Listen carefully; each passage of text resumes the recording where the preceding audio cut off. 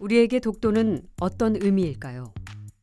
독도 연관 검색어 빅데이터 분석을 통해 조금 더 알아보겠습니다. 2018년 이후 한국에서 나타난 독도 연관 검색어 순위입니다. 독도는 우리 땅이 1위.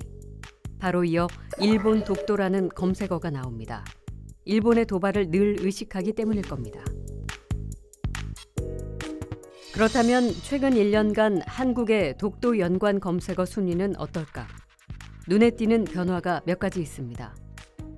첫 번째는 독도가 누구 땅이야? 라는 질문입니다. 급상승 인기 검색어에 오른 이 질문은 챗 GPT를 포함한 AI에게 독도가 누구 땅인지 질문하고 답변을 확인하는 사례가 많았기 때문으로 보입니다. 또 한 가지 눈에 띄는 급상승 검색어는 한덕수 독도, 그리고 독도 윤석열입니다. 한일 정상회담 이후 독도 문제가 화제로 오른 것이 관련 검색으로 이어진 것이라 추정됩니다. 한국은 극우 성향의 소수의 사람들만이 이 독도 문제에 대해서 관심을 가지거나 검색을 하는 것이 아니라, 그러니까 일반인들이 애국이라고 하는 그러한 기본적인 내재된 인식에서 독도 문제를 접근을 하고 있었다라는 것을 알 수 있었습니다. 연관어 검색에서도 보면, 그러니까 독도는 우리 땅이라고 하는 것이 그것을 바로 드러내 주는 것이죠.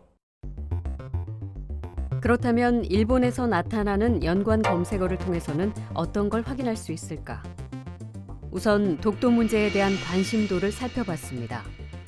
2008년부터 2023년까지 다케시마 문제에 대한 검색 빈도는 그 순위가 점차 하락하는 것으로 나타났습니다. 2008년 이후에 구글 트렌드의 데이터를 보면 다케시마 문제를 검색하는 빈도는 감소하는 추세다라는 것이 확연히 드러났고요. 그럼에도 불구하고 그러한 감소 추세 가운데에서도 흥미로운 점을 찾았는데요. 최근에 와서는 다케시마 어디라고 해서 다케시마 문제에 대해서 새롭게 그러니까 인식을 하려고 하는 그러한 접근법이 보였어요. 먼저 2008년 일본의 교과서 개정이 본격화되던 시기입니다. 일본 최대 극우 커뮤니티와 다케시마가 함께 언급되기 시작한 것이 눈에 띕니다. 또 외무성이 배포한 다케시마 문제를 이해하기 위한 10가지 포인트에도 관심이 높아진 것으로 보입니다.